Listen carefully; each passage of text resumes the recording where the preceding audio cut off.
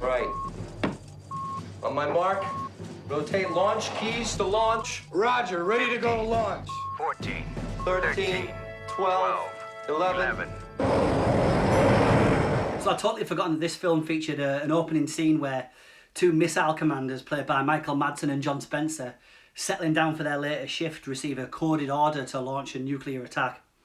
They go through all the necessary protocols to verify the order, and as a side note, I really love scenes like this. Think Crimson Tide, which has loads and loads of scenes along these lines. Try SAC headquarters on the HF. That's not the correct procedure. Screw the procedure. I want somebody on the goddamn phone before I kill 20 million people. Anyway, John Spencer's character gets cold feet and struggles to turn that final key. He's clearly unable to comprehend how such an action will result in nuclear holocaust and the death of millions. So, Madsen pulls a gun on him, and the entire what-if question that drives the plot is laid out for us. Would we, or should we even, have the annihilation of the world left in the hands of a couple of sweaty guys with either itchy trigger fingers or so much self-doubt? What if we left it to a machine to decide for us? And this is the question at the centre of 1983's WarGames.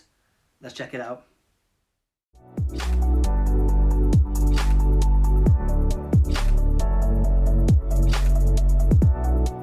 Hi guys, I'm Stephen at Real Classic Film Reviews. If you love good slices of cheesy 80s sci-fi classic nostalgia like this, then please subscribe to the channel, maybe click a like on this video and stick around for more classic films. Right, just quickly, I need to get it out there that I do love this film. It's another childhood favourite of mine and so carries a kind of nostalgic vibe for me. And I only mention this now because it might seem like I'm running it down a little bit and giving it a hard time, probably due to some of its now quaint and sometimes hilarious examples of then modern technology, but I do so totally out of a love for a childhood favourite. So with that being said, we have Matthew Broderick here playing a high school computer whiz who, while searching for some new unreleased games, accidentally accesses the computer which has now been put in charge of the US government's nuclear missiles. Thinking it's a game, he starts playing the one that's excitedly named Global Thermonuclear War.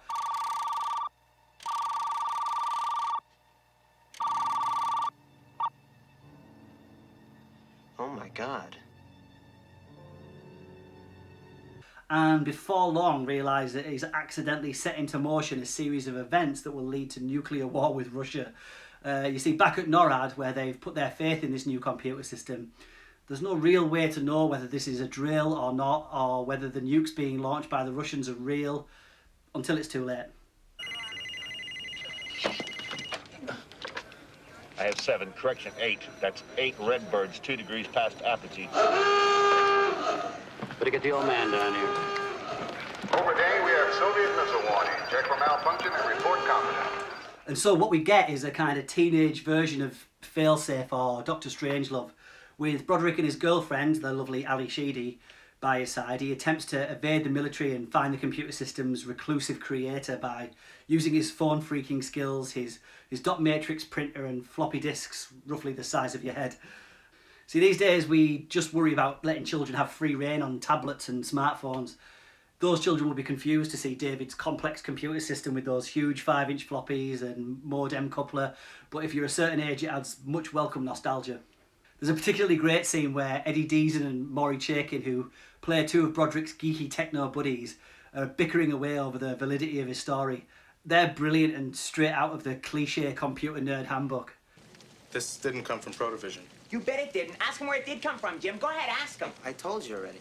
Looks military to me. Definitely military. Probably classified, too. Yeah, but if it's military, why does it have games like checkers and backgammon? Maybe because those are games that teach basic strategy. And once the leads realise the scope of what's in stake, they have to go on the run trying to evade the FBI. Even as a kid, I always remember the moment when Matthew Broderick hacks a payphone using a metal ring pull. Now, Matthew Broderick, bless him, he's not really that great in this. I mean, I suppose he's a likeable guy and he plays the computer geek angle pretty well, but he's constantly surrounded by far superior actors here. It'd be another few years, about 3 years, before he'd play Ferris Bueller in one of the 80s great teen movies, which I do love him in, but honestly, scroll through his IMDb page, it doesn't make the best reading. Here he's asked to provide a lot of exposition to an early 80s audience that would have thought dial-up internet was bleeding edge technology. Ali Sheedy, fresh off a childhood career in TV, and about to gear up for 80s megastardom in The Breakfast Club, Short Circuit and St Elmo's Fire, plays Broderick's friend and eventual love interest. She's a pretty cool chick who rides a motorised bike and is quite happy sat listening to the techno mumbo jumbo and coming along on an adventure to prevent nuclear apocalypse. There's quite an odd mid-movie mini-adventure where the pair have to track down the supercomputer's creator, Professor Falcon, who created the computer system before disappearing to a solitary life on an island. Here the movie stops for a few minutes, so the Doctor can put on a slideshow about the dinosaurs being wiped out, how the Earth might need a new cleansing, and for a minute or two the film teases something a bit more dark and sinister, but then that's forgotten about in pursuit of the film's finale and how they can all gang up together to avert World War III. And when we go, nature will start again, with the bees, probably. Nature knows when to give up, David. I'm not giving up.